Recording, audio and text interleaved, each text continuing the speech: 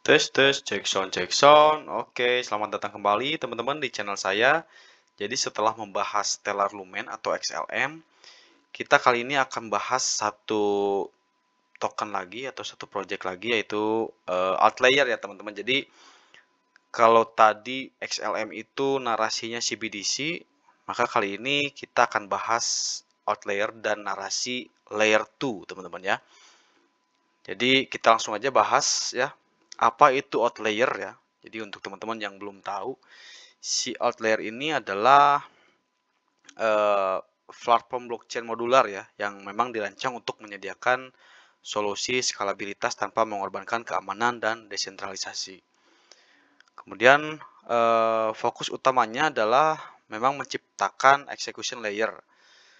Jadi si Outlayer ini banyak ya execution layernya, antara lain rollups, kemudian ZK rollups, atau juga optimistic rollups yang memang mudah diimplementasikan untuk aplikasi berbasis blockchain. Nah, di sini ini adalah websitenya ya teman-teman. Jadi memang dia, nah di sini ada Restack rollup, ada rollup, ada verifiable AI, ada Restack rollup ya. Nah, gitu. Kemudian sebetulnya mengapa sih Outlier ini penting ya? Jadi kayak misalkan rollup itu apa sih?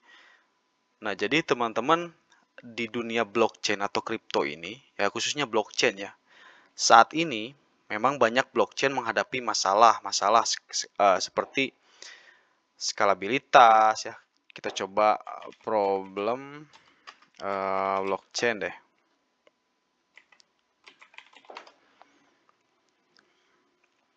Jadi ada trilema ya kalau di blockchain itu skalabilitas, mana ya trilema.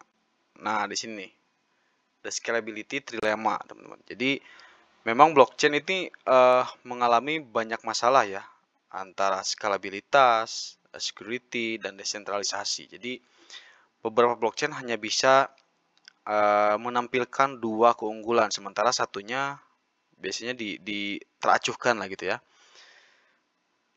Nah, jadi ya kebanyakan gitu ya, blockchain ini menghadapi masalah skalabilitas, yaitu mungkin gas fee-nya tinggi, kemudian transaksinya lambat ya.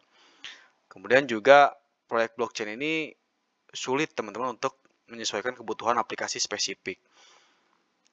Nah, si Outlier ini sebetulnya membantu teman-teman untuk yang pertama, aplikasi itu mengadopsi teknologi layer 2 atau rollups dengan cepat. Kemudian juga dia memberikan fleksibilitas kepada pengembang untuk memilih jenis execution layer nantinya sesuai kebutuhan ya. Nih di sini teman-teman. Mana? Ngeleng. Sorry. Nah, kemudian apa sih teknologi utama dari si Outlier ini ya? Jadi ada beberapa teknologi yang dimiliki oleh si Outlier. Yang pertama adalah dia mempunyai modular arsitektur, teman-teman. Jadi Outlier ini memungkinkan aplikasi blockchain untuk memanfaatkan rollups as a service. Tadi kan kita baca ya. Ini jadi nggak bisa ke atas nih. Sorry. Nah, di sini. RAS atau rollup as a service. Nah, teknologi ini juga memungkinkan aplikasi untuk menjalankan transaksi lebih cepat tanpa mungkin harus membangun blockchain mereka sendiri. Jadi kalau misalkan ya beda peruntukan atau beda juga biaya. Kalau teman-teman mungkin buat blockchain sendiri akan lebih mahal. Nah, di sini si Outlier ini menghadirkan gitu ya, rollup as a service gitu. Kemudian yang kedua, si Outlier ini juga dia mempunyai interoperabilitas ya. Jadi Outlier ini mendukung konektivitas lintas jaringan blockchain utama seperti Ethereum, kemudian BNB atau BNB Chain dan yang lainnya. Sorry. Belibet banget yang ngomong. Nah, kemudian juga yang ketiga ya, si Outlier ini juga efisiensi teman-teman. Jadi dia mempunyai efisiensi biaya. Ya ini, jadi pemanfaatan rollups ini mengurangi biaya transaksi dibandingkan dengan jaringan utama. Jadi si layer 2 ini kan memang fokusnya di roll ups ya. Jadi membagi atau menghubungkan atau menggabungkan beberapa biaya-biaya kecil menjadi satu gulungan gitulah, roll ups ya. Jadi itu akan sangat mengefisiensi biaya. Nah, kurang lebih mungkin ya seperti itulah. Teman-teman juga bisa baca sendiri untuk mungkin apa itu outlier, apa itu roll up, atau apa itu zigzag roll up ya. Yang jelas memang yang saya jelaskan tadi, si outlier itu memang dia masuk ke dalam narasi layer 2 ya. Layer 2 itu ya keunggulannya yang tadi saya bilang ya. Dia juga efisiensi biaya bagus, kemudian modular arsitektur, interoperabilitasnya juga bagus gitu ya. Nah, kemudian setelah kita memahami apa utilitas dari token tersebut, gitu ya, si outlier, kita juga saat ini akan masuk ke market outlook dari outlier itu sendiri ya, teman-teman. Kita masuk ke outlier. Di sini saya pakai chart dari Binance ya. Jadi sebetulnya sama saja. Nah, ini ternyata masih ada coret-coretan saya di beberapa waktu lalu. Di sini saya memprediksikan dia setelah turun, dia akan naik bertahap. Nah, ini mungkin akan terjadi ya. Nah, jadi kita hapus dulu, kita review kembali teman-teman. Oke, sebelumnya saya pengen tahu dulu nih, si tokenomic dari si outlier ini. Jadi outlier memiliki, ya teman-teman tahu sendiri ya, untuk ticker tokennya dia bernama ALT atau ALT ya. Nah, ini juga digunakan untuk biaya transaksi dan memang tata kelola dari si token itu sendiri atau project itu sendiri. Nah, harga tokennya saat ini ada di 0,12 ya. 0,12 dolar per 3 Januari 2025. Kemudian volume perdagangannya si outlier ini ada sebentar. Ini outlier benar kan? Oh ya. Oke, jadi di volume perdagangannya ada di sekitar 4. Ini turun ya. Saya terakhir lihat itu per 24 jamnya ada di 50 juta, sekarang ada di 44 juta dolar. Oke, market cap-nya atau kapitalisasi pasarnya ada di 287 miliar juta dolar, sorry. Ini dalam bahasa Inggris ya. Oke, nah kemudian potensi pertumbuhannya, nah outlier ini berada di sektor modular blockchain ya. Itu juga sedang berkembang pesat. Kemudian memang proyek ini peluang besar jika tren adopsi aplikasi berbasis blockchain terus meningkat. Jadi kalau misalkan adopsi aplikasi berbasis blockchain juga meningkat, si outlier pasti akan meningkat. Gitu juga dengan mungkin dia ada beberapa narasi berarti ya. Dia bisa masuk ke layer 2, masuk juga modular blockchain ya. Kemudian apa sih sentimen yang mungkin akan menggerakkan dia ya? Jadi di sini ada kemitraan ya. Di Outlier memang telah bekerjasama dengan beberapa aplikasi Web3 besar untuk pengembangan rollups-nya. Di sini teman-teman bisa lihat ada beberapa kerjasama ya untuk rollups-nya. Nah, kemudian juga pasti sentimen apa yang bisa buat dia naik, yaitu momentum teknologi. Mungkin dengan populernya Zika Rollup dan solusi untuk layer 2, ya mungkin juga dia akan memiliki keunggulan di pasar yang sedang berkembang. Nah, itu teman-teman harus tunggu juga, atau teman-teman minimal notice lah kalau misalkan narasi Zika Rollup nih atau layer 2. Nah, mungkin teman-teman bisa menjadi pilihan ya si outlier ini. Nah, kemudian kita balik lagi ke tadi ya, kita lihat market outlook dan price action.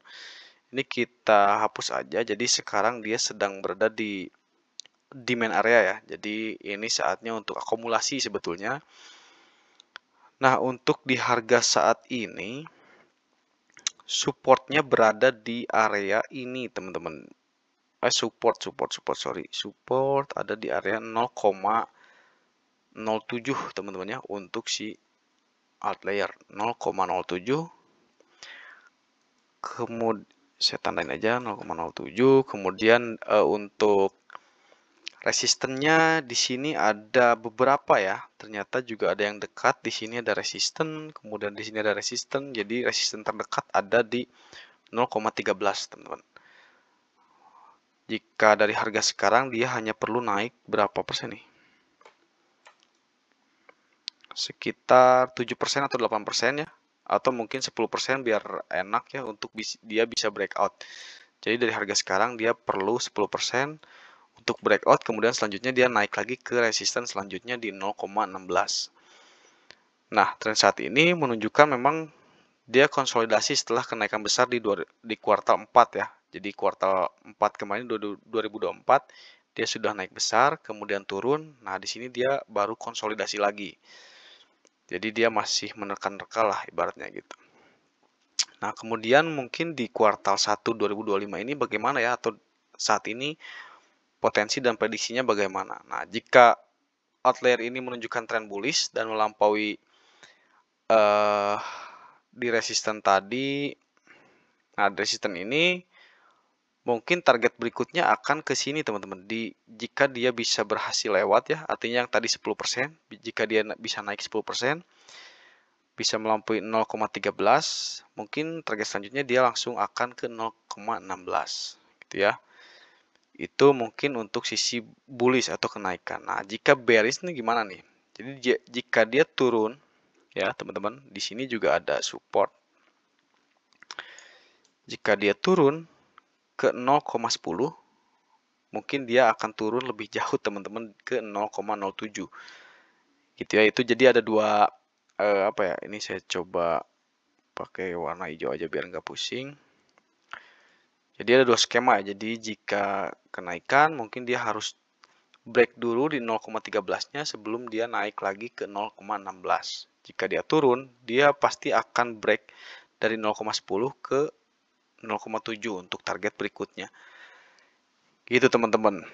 Nah, kemudian sebetulnya kenapa sih kita harus juga memperhatikan ya? Nah, teman-teman, ternyata memang tren teknologi modular blockchain ini juga berada di garis depan ya dalam menyelesaikan solusi skalabilitas yang mudah diadopsi. Jadi kalau kita lihat di sini memang terlihat ya di sini rekanan atau mitra dari si Outlier ini cukup banyak dan juga memang proyek-proyek besar ya. Seperti kalau kita lihat ada Arbitrum, ada Polygon Automatic, ada Near Protocol ya, Eigenlayer, Celestia ya. Jadi banyak gitu. Jadi itu yang memang kenapa kita harus perhatikan. Kemudian juga pasar layer 2 atau layer 2 memang juga berkembang pesat. Dengan meningkatnya kebutuhan akan transaksi cepat dan murah, ya layer 2 Outlier ini memiliki peluang besar untuk menarik lebih banyak proyek ya di Web3, karena kalau kita lihat Web3 pasti harusnya pakai roll ups ya atau layer 2. Kalau misalkan pakai langsung Ethereum juga bakal boncos ya karena mahal biayanya, biaya gas fee-nya. Kemudian juga kalau kita lihat di sini dukungan dari komunitas juga untuk si Outlier ini memiliki komunitas pengembang dan pengguna yang memang aktif untuk memperkuat ekosistemnya, teman-teman.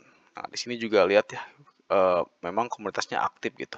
Juga kalau kita lihat di Twitter gitu, si Altair ini memang ya salah satu token-token gede lah, tapi market cap-nya masih kecil. Jadi itulah yang membuat penasaran atau ada peluang di sana. Oke, gitu aja paling. Jadi ya kesimpulannya untuk Altair ini, si Outlier memang adalah pemain utama ya dalam solusi blockchain modular dengan fokus pada dia tadi skalabilitas dan efisiensi ya. Kemudian juga kenapa potensinya sangat besar di pasar layer 2 ya, mungkin karena terutama dengan tren adopsi blockchain yang terus meningkat dan juga ada di berbagai sektor nih. Jadi ya si Altair ini punya potensi gede. Kemudian juga si Altair ini dengan harga token yang saat ini relatif rendah ya, si Altair dapat menjadi peluang investasi menarik bagi teman-teman ya yang memang percaya pada teknologi blockchain atau modular blockchain. Nah, untuk teman-teman yang mau masuk atau misalkan teman-teman yang sedang apa ya, menunggu-nunggu gitu, jangan sampai jadikan video ini acuan ya. Jadi jadikan video ini sebagai bahan analisa juga teman-teman gitu ya. Gitu aja paling untuk video kali ini. Sampai jumpa di video selanjutnya.